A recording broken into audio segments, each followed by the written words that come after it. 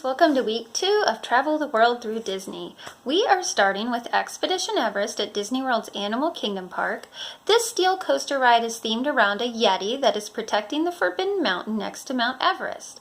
Now, the Forbidden Mountain is the actual mountain that is in the ride. A lot of people think it is Mount Everest, but it is not. Forbidden Mountain is just a made-up mountain that they put in the story about the ride. Now, if you get to the top of Expedition Everest, right before you go backwards, you'll see another mountain off in the distance. That is actually supposed to be Mount Everest. So you're not actually riding on Mount Everest, but it is in the story the mountain next. So to date, it is the most expensive roller coaster ever built. You ricochet in and out of the mountain, and the car at one point even rolls backward. The real Mount Everest is located in the Himalayan mountain range in the country of Nepal. It's Earth's highest mountain above sea level and has an official elevation of a little over 29,000 feet. Now, while the mountain has many thrill seekers wishing to climb to the peak, there are many dangers for hikers, including altitude sickness, weather and wind, as well as the threat of avalanches. Amazingly, there was once a wedding performed at Everest summit. So if you can imagine getting a wedding invitation, we'd like you to come to our wedding, but you have to climb Mount Everest to get there. So there's little flora and fauna on Everest, with the exception of some moss and a certain type of black jumping spider. Hikers often use yaks to help haul their gear up during expeditions, but the yaks don't really live at the summit on their own. They just help to get the climbers up to the top.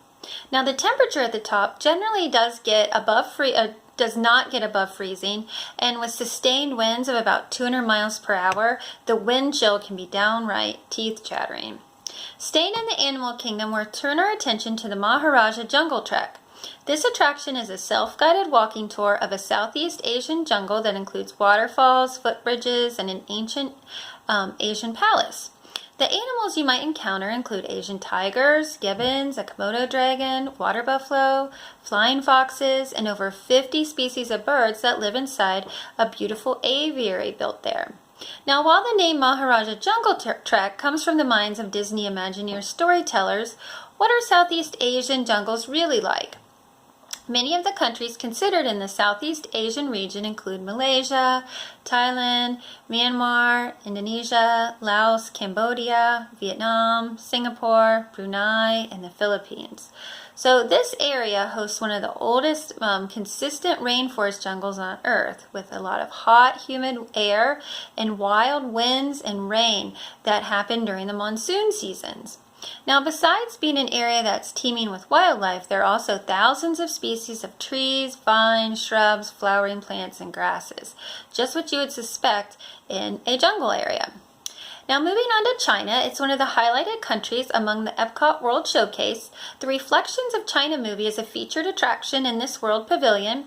It's a 14-minute movie, and it chronicles ancient China through modern-day China by means of a Circle Vision 360-degree film. So if you've ever been on it, you know what I'm talking about. But you walk in and you stand, and all around you is a screen. So any way you circle around, you'll see the screen, and that is where the movie is playing. So some of the things they show during the movie: floating down the Hungpo River to Shanghai, learning about the Nanjing Road, visiting the Hongshan Mountain Range, busy markets, a trip along the Yangtze River, trekking across the Gobi Desert, and entry to the Forbidden City are some of the stops that they make in the film. So, what do you know about China? The People's Republic of China is the world's most populous country, with a population of over 1 billion. The capital city is Beijing, and the official languages are Standard Chinese and Mandarin. The landscape of China includes mountains, deserts, forests, and plateaus, with varying climates to go along with the geographical variances. Now, China is one of the oldest civilizations on the planet, having been ruled for centuries by powerful dynasties, but now it is under communist control, which includes a very powerful central government.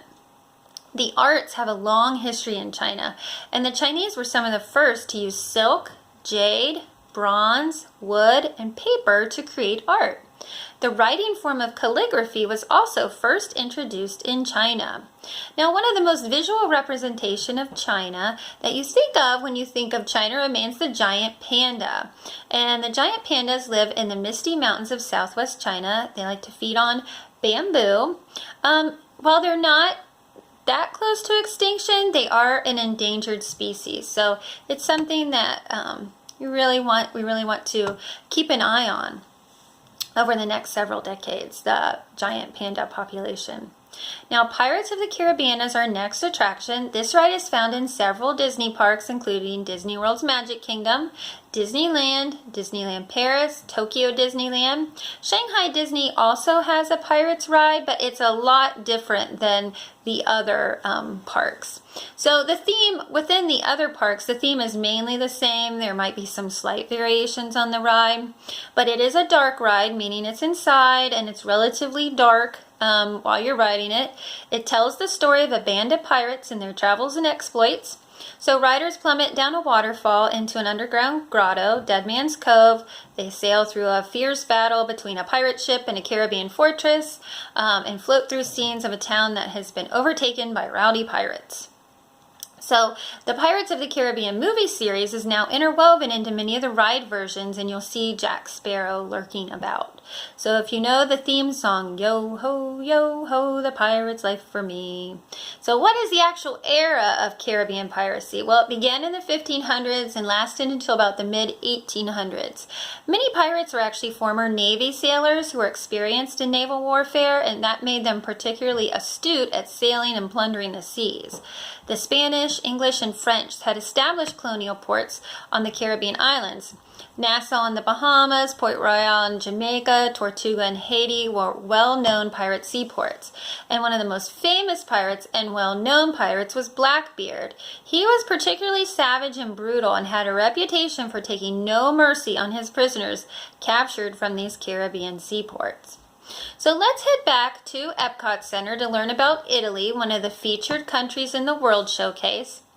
The buildings throughout this area are reminiscent of Venetian, Roman, Florentine architecture. Some recreated hallmarks of Italian architecture include the columns of San Marco, the 83-foot bell tower from St. Mark's Square, and Neptune's fountain, which was meant to resemble Rome's Trevi fountain. Now, Italian shops and cuisine are in plentiful supply in the Italy Pavilion, as well as plants and trees that are native to Italy, including olive trees, Mediterranean citrus, cypress, and pines. Now, the real country of Italy is located in Europe near the Mediterranean Sea. The population is around 62 million, and the shape of the country is similar to a boot. So you see it jutting out towards the Mediterranean Sea, and it looks like a little boot. The history of Italy dates back to Roman times when Rome was founded around 750 BC. Now, the capital city of Italy is Rome, and the primary language is Italian. So, like I said, Rome was founded around 753 BC. The Roman Empire broke down around 395 AD, and many separate city-states and kingdoms remained until they were all united into the country of Italy in 1861. Mountains and coastlines dot the landscape. A lot of tourists visit to take in the arts, the wonderful history, and the beautiful outdoor living that is in Italy. Now, our last stop this week is Tokyo Disneyland. This park was opened in 1983. It was the first Disney park located outside of the U.S. There are 7 main themed areas in the park, many of them mirroring the original Disneyland in Anaheim, California. It's a very popular Asian destination. 16 million people visited in 2017 alone. So what other tourist attractions can be found in Japan in the Tokyo area? Tokyo itself is a very busy city, a population of about 9 million people out of Japan's 127 million inhabitants. Japan's actually a chain of islands. There are 4 main islands and dozens of smaller ones. Honshu is the largest island and the home of Tokyo. The Japanese islands lie in a Pacific Ring of Fire, so named for a chain of volcanoes that are responsible for many volcanic outbreaks. There are 108 active volcanoes in Japan, with Mount Fuji being the highest mountain. It's actually a dormant sleeping volcano. It hasn't erupted since the 1700s. Some of the popular tourist attractions include Kyoto, which houses historic sites and temples, the Imperial Palace and Gardens in Tokyo, Osaka, where Universal Studios can be found, the Tokyo Tower, and lots of traditional Japanese restaurants where you can try the delectable Japanese cuisine. So we have visited quite a few different places: Tokyo Disneyland, the Italy Pavilion, Pirates of the Caribbean, the Reflections of China show, the Maharaja Jungle Trek, and Expedition Everest. So that concludes our trip through the Disney universe for this week. Please continue working on last week's assignments, and I have included the handout and the worksheet for this week. And on Wednesday, I will be loading the next part of our project, and we'll continue to place these locations on our maps. And I will also include some links on Friday for you to continue with our love of Disney. So have a great week, and I will see you soon. And as always, if you have any questions, please send me a message in the classroom. Send me an email at learningcreationsclass@gmail.com. Thanks. Bye-bye.